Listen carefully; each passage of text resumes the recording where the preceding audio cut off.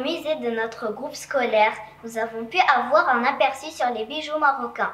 En effet, d'après les portraits, les planches et les bijoux variés que nous avons découverts au sein du musée, nous pouvons constater que les bijoux marocains sont d'une grande beauté.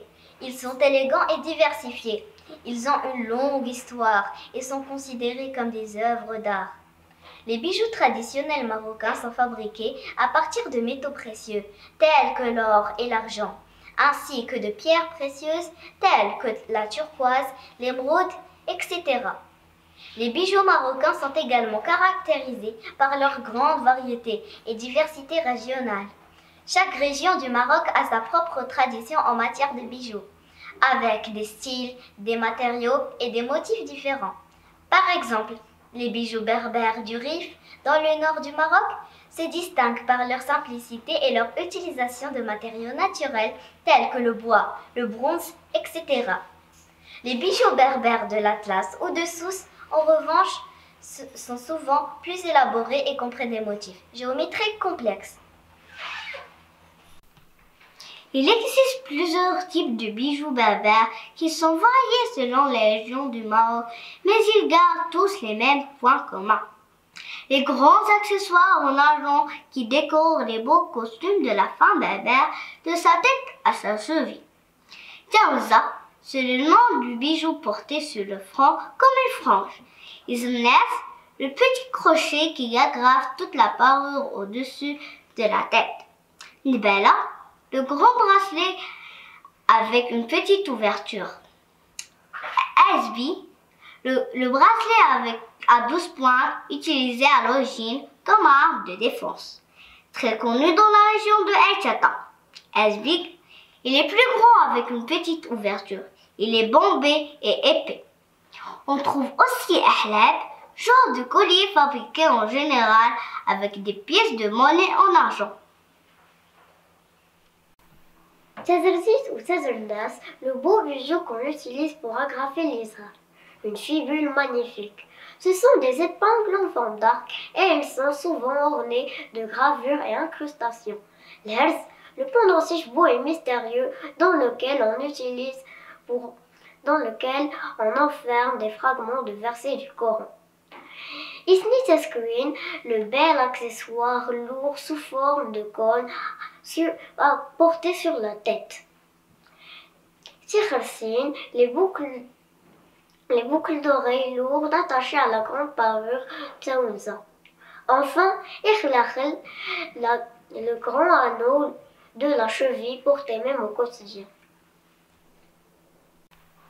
D'une autre part, les bijoux citadins marocains sont fabriqués en général en or, décorés par des pierres précieuses avec des couleurs magnifiques. On trouve Taj Tuij, la couronne majestueuse portée sur la tête pendant les cérémonies. Khidrih, fil du vent, porté sur le front. En général, ils sont fins, par contre Bab, plus grands et volumineux. Comme accessoires aussi, on y trouve les bracelets. Dbej Jasser Saboun, Dbej Shims Okmar, Dbej Mkharram, Dbej Slouk, les 7 bracelets qu'on appelle aussi Simano, Dbej Mfrourin et d'autres.